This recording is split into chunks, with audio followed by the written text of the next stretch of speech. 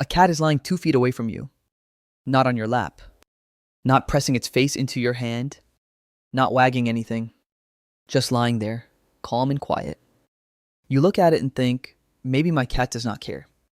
Then the cat slowly closes its eyes. It turns its back toward you. It stays in the same room, but just out of reach. And because that does not look like love to a human brain, we often translate it as distance. That may be the first mistake. Maybe cats are not cold. Maybe cats are being misread in a language they never agreed to speak. We usually judge affection by human rules. Or worse, by dog rules. We expect excitement. We expect obvious attention. We expect running, jumping, licking, leaning, and begging for contact. So when a cat shows affection quietly, we treat it like missing evidence. But the evidence might be right there. It is just written in a smaller font. That is the trap. Humans often believe love should announce itself. A dog makes love easy to recognize. A dog comes close, looks at your face, follows your movement, and turns affection into a full-body performance. Cats are different. A cat can like you deeply and still protect its personal space. A cat can trust you and still choose the chair beside you. A cat can feel safe with you and still avoid being held. To many people, that feels confusing because we confuse distance with rejection. But for a cat, distance can be part of trust. It is not always a wall. Sometimes it is a carefully measured bridge. Think about where cats come from. A cat is a predator, but not a giant one. It can hunt small animals. But in the wild, it can also be hunted. That creates a strange emotional design. Cats are built for confidence and caution at the same time. They must be curious enough to explore, but careful enough to survive. They must move silently. They must rest lightly. They must notice small changes in the room. They must decide when closeness is safe. That does not make them cold. It makes them selective. This is where humans often get the translation wrong. We see a cat lying nearby but not touching us. We think, why not come closer? The cat may be thinking, I am already close. For an animal that values control, choosing to rest near you is not nothing. It means your presence is not a threat. It means the cat can lower its guard slightly. It means the room feels safer with you inside it. That is not loud affection, but it is still affection. A cat does not always need contact to show connection. Sometimes it chooses location. It chooses your room, your desk, your bed corner, the rug near your chair, the doorway where it can see you. It is not climbing onto you, but it is placing itself inside your orbit. That small choice matters. Humans love obvious symbols. We want a clean sign. We want affection to look like affection. But cats often show relationship through access. Who gets to be near them? Who gets to move around them? Who can make noise without making them leave? Who can sit nearby while they sleep? To a cat, those questions matter. Because sleep is vulnerable. A sleeping animal cannot defend itself well. So when a cat sleeps near you, it may be offering one of its quietest compliments. Not louder, deeper. The cat is saying something without words. I can relax here. I do not need to monitor you constantly. Your presence does not make danger feel closer. For humans, that may seem small. For a cautious animal, that is huge. Now look at the cat that turns its back toward its owner. Many people read this as rude. The cat is not looking at me. The cat is ignoring me. The cat does not respect me. But in animal language, turning away can mean something else. It can mean the cat does not need to watch you. It can mean the cat trusts what is behind it. That is a very different translation. In human conversation, turning your back can feel dismissive. In cat behavior, context matters. If a cat sits close and faces away, it may not be shutting you out. It may be letting you guard the space behind it. Or it may simply feel safe enough not to stare. That is the quiet part. Human eyes are heavy. Direct staring can feel intense to many animals. With cats, too much staring can feel like pressure. So a cat may soften the moment by looking away. It stays close but reduces intensity. It creates closeness without confrontation. That is controlled intimacy. Not dramatic. Not needy. But real, Then there is the slow blink. This one is almost poetic. A cat looks at you. Its eyes slowly close, then slowly open again.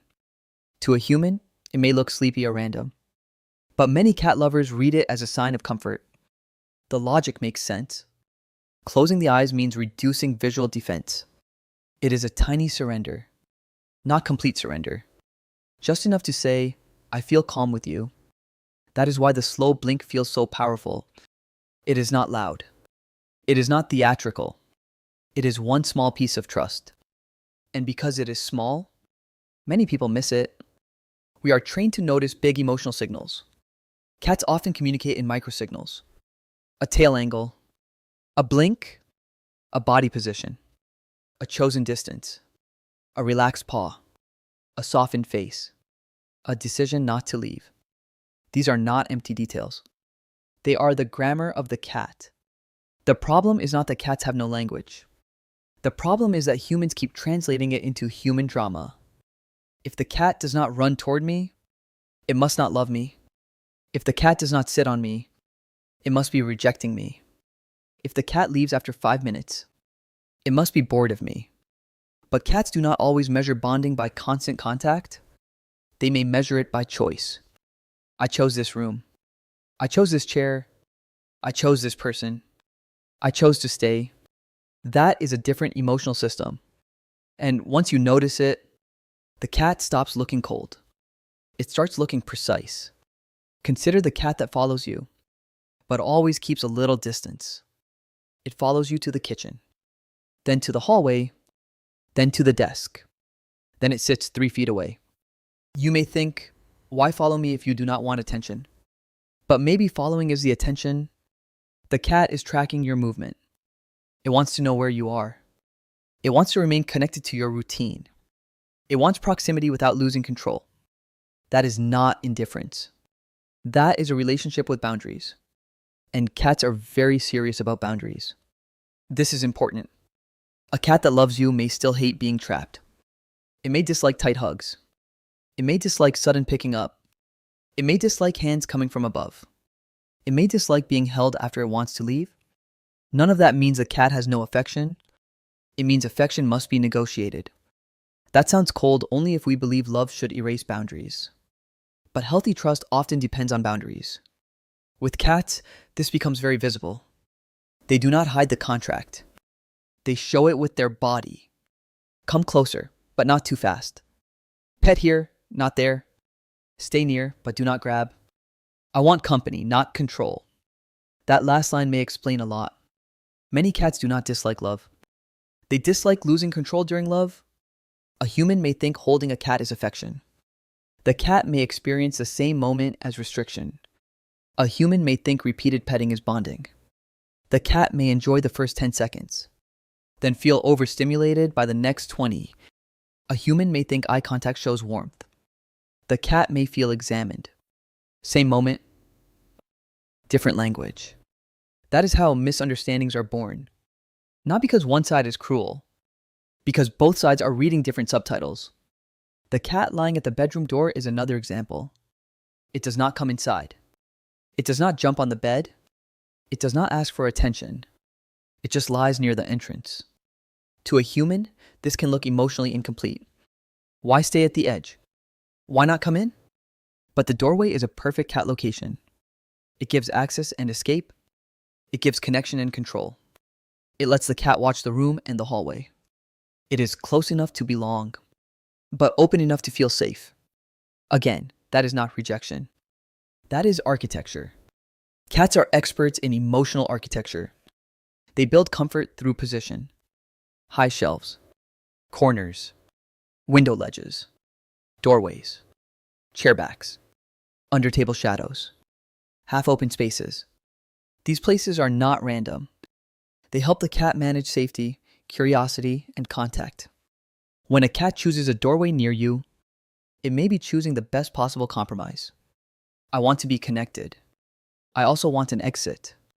That may sound cautious, but caution is not the opposite of love. For many cats, caution is the path toward love. Trust is not instant. It is built through repeated safe experiences. The hand did not grab. The voice did not explode. The room stayed calm. The person noticed when I walked away. The person let me return. Over time, the cat learns a pattern. This human is predictable. This human respects signals. This human does not turn affection into pressure. That is when the cat may come closer. Not because you forced it, because you became safe enough to choose. Choice is everything here. A cat choosing contact is different from a cat tolerating contact. One is trust. The other is endurance.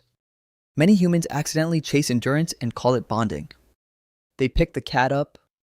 They hold it longer than it wants. They keep petting after the tail starts warning them.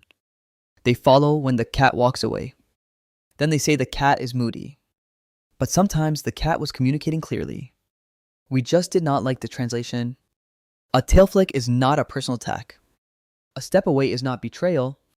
A sudden pause is not drama. These may be small boundary signals. The kindest thing is to read them early, because when a cat feels heard, it does not need to shout with claws or teeth. It can stay soft. It can keep trusting the space. This is where the idea becomes bigger than cats. Humans often misunderstand quiet affection everywhere. We think care must be obvious. We think loyalty must be constant. We think love must always move toward us. But some forms of connection are quieter. They appear as present, as patient, as returning, as staying nearby, as feeling safe enough to be unguarded. Cats make this lesson visible. They remind us that affection has different dialects. Some love jumps on you. Some love waits near the door. Some love follows 3 steps behind. Some love blinks slowly from across the room. Some love turns its back because it finally trusts yours. That does not mean every cat behavior is affection. Cats can be stressed. Cats can be uncomfortable. Cats can need space for reasons that have nothing to do with bonding. A good owner should watch the whole pattern. Body tension matters. Ears matter. Tail movement matters. Appetite matters. Sudden behavior changes matter. If a cat changes sharply or seems unwell, that deserves careful attention. The point is not to romanticize every behavior. The point is to stop calling every quiet signal coldness. Context is the language. A relaxed cat facing away is different from a tense cat hiding. A slow blink is different from squinting in discomfort. Following calmly is different from pacing anxiously. Resting near you is different from freezing near you. The meaning lives in the whole body, not one gesture alone. That is why translation matters. When we translate cats poorly, we respond poorly. We force closeness when the cat asked for distance. We ignore closeness when the cat offered it quietly. We call trust boring because it is not dramatic. We call boundaries attitude because they inconvenience us. Then the relationship becomes noisier than it needs to be. But when we translate better, something changes. The room becomes calmer. The cat gets more choice. The human gets less offended. Small gestures start to feel meaningful. A blink becomes a sentence. A doorway becomes a compromise. A nearby nap becomes a compliment. A turn back becomes a sign of safety. The cat was not saying nothing. We were just waiting for the wrong words. Maybe that is the real twist. Cats do love, but they often love in a way that protects their nervous system. They love with exits available. They love with soft timing. They love through repeated choice.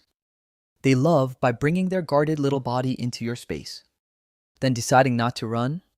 For a creature built between hunter and hunted, that is not small. That is the whole story. So the next time your cat lies nearby but not on you, notice the choice. When it turns its back, notice the trust. When it slow blinks, answer gently. When it follows from a distance, respect the distance. When it rests at the door, understand the doorway. Not every kind of affection needs to be loud. Not every bond needs to perform. And not every quiet creature is cold. Sometimes trust is simply this: a cat asleep while you're in the room, a small body no longer preparing to escape, a silent animal deciding, for this moment, with this person, it is safe enough to close its eyes.